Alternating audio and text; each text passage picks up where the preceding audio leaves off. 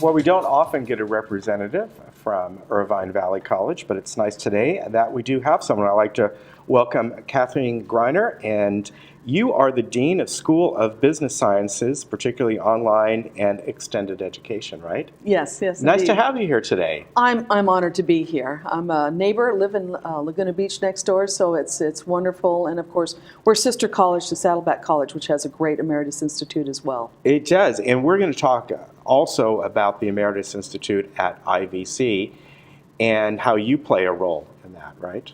Indeed. Irvine Valley's been in the emeritus business for a number of years. Our campus became a college in 1985, and right after that we started offering classes for the emeritus group. Emeritus, for those of you who wonder what does that wonderful word mean, it refers to people retired with honor. Mm-hmm. And so we really do focus on serving that population, knowing that creativity, artistic, music, physical fitness, health, mobility are certainly part of our service to that community. There's a great quote from Peter Drucker that says, "The best way to predict the future is to create it." And I like that. I think that offering the kinds of courses, the breadth, the diversity of the classes that we offer, and are supported by the Board of Trustees here, really do help sustain and continue a really healthy and positive future. Do the two Emeritus Institutes, meaning Saddleback and yours, do they overlap any, some of the courses? Can someone who signs up, because Emeritus obviously in this community is quite huge, yes, and someone sign up online and pick classes at either institute if they'd like from either college? They can. We do offer particular areas of strength, so we don't do extreme overlap. But if people see, for example, a bead weaving class, that would be a particular area in our art courses that we would focus on. We don't offer that here in the south part of the county, but we offer that at about 5 locations, from Lake Forest to some of the new. We have a new senior center. Community center that's now off of Tribuco, which is certainly very close to here, sure just right is, up the 405 and literally a mile to the off the freeway there. And that some of the courses that we're offering there are a little bit distinctive. We're offering a band course, so if you'd like to pick up that instrument and give it a try in a safe environment, as well as a focus on health and mobility and bead weaving as well. And I'm looking here, just some of the things that you offer is also, I'm looking at country line dancing, yes, Chinese fan boxing. Yes, there's exactly. something different. It is. That's part of our Tai Chi, and we have a wonderful Tai Chi professor amongst many. Our faculty are just top of the line in terms of the skill and the kind of experience they bring all the time to all of our emeritus students.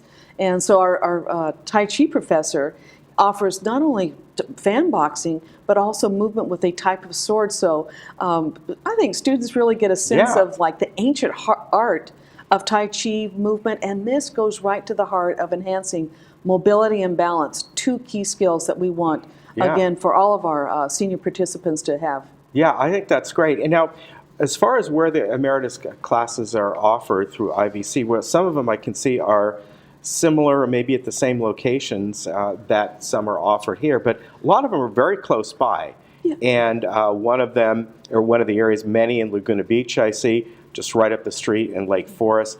Heritage Park, which of course, are you speaking of the one in Lake Forest off El Toro? Yes. Or off Serrano, I guess. Yes, exactly. Yeah, so, which is a great location. It is. And so the Irvine area, down here through El Toro, we have a couple of legacy classes at the Florence Sylvester Center as well. But for the most part, it's that kind of north part of South Orange County, if you will. But definitely this overlap and that service to all of our students. Something that both colleges support as well as our trustees. It's wonderful that they take such a vital interest. I know they're usually your guests here every month talking about all the emeritus fine arts and other activities at both of the colleges, but having that top to bottom support for our emeritus constituency is just really wonderful. And so these locations really represent us being out in the community, and that leads right off to the next to the next conversation. The art fair and things, right? Yeah. Yes, exactly. And so, not only does the Emeritus Institute provide really great creativity classes and that offer of engagement and participation, But I know our faculty really try to give back to the community. And one of our professors, Pam Shader, puts together art boxes that she delivers to to resource centers, to one of the community clinics, to an emergency shelter for teenagers, and also impoverished preschoolers in the area. Our participants in her classes go and engage with these children of various ages and certainly diverse backgrounds. And there's nothing more, I'll call it both fun and freeing for students to pick up that paintbrush for the first time, know that they're not going to be making a mistake, and try to unleash that, their own creativity and begin maybe a different pathway in their own life.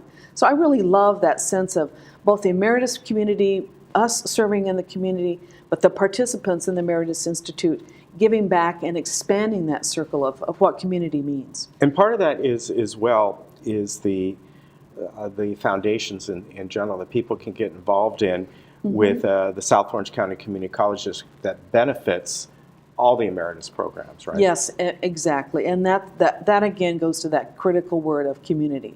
And for us to support, like Peter Drucker said, the best way to look forward to the future is to continue to support it. And so our foundations very much support all of the opportunities for learning. Absolutely, we serve high school students coming into our community colleges, students at our community college transferring on to four-year or completing a degree or entering the workforce. But the sense of lifelong learning is critical to our mission as well. So I'm just really proud and honored that both of our colleges, as well as the district, continue to focus on the Emeritus Institute and being part of a really critical part of our community.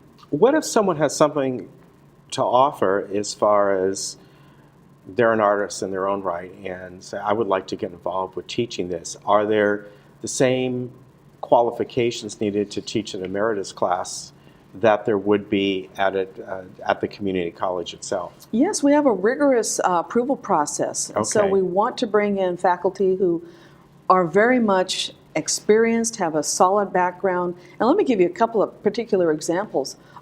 Two of our artists, one, our bead weaving professor, just finished a presentation at the Bowers Museum.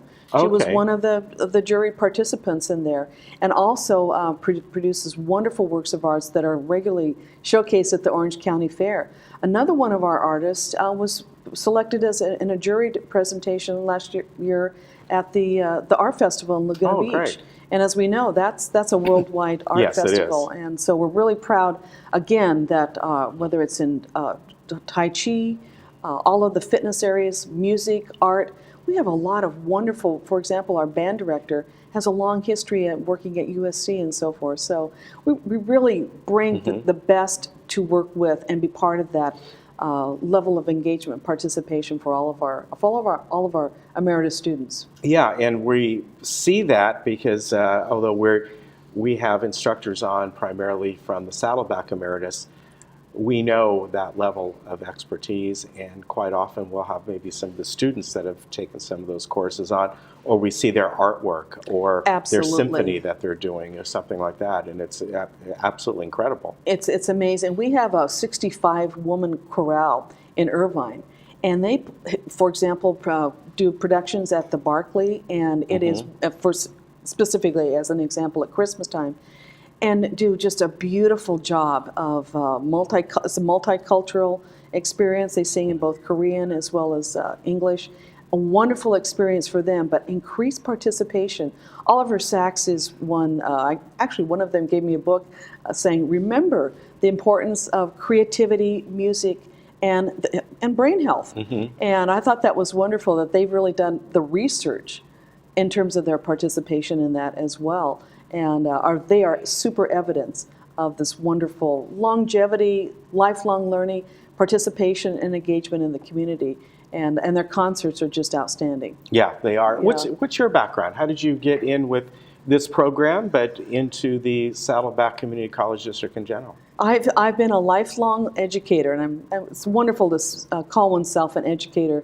I really see that as assisting people finding their own way in life. So I've had, like I said, a long history working in the community colleges as well as other colleges.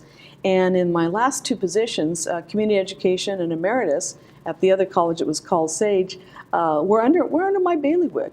and I've always very much enjoyed being part of that community and make it a regular part of my week is to go out and observe our own classes, whether that's at the swimming pool or at the corral that I was just mentioning, stopping in on the band practice, and we have a wonderful concert band in Laguna Beach as well. So all of these activities, Tai Chi, movement, yoga, are wonderful reminders, again, of the kinds of services and the mission and how vital this is to ongoing and lifelong learning in our community. So I'm proud to be part of that tradition, to call myself an educator.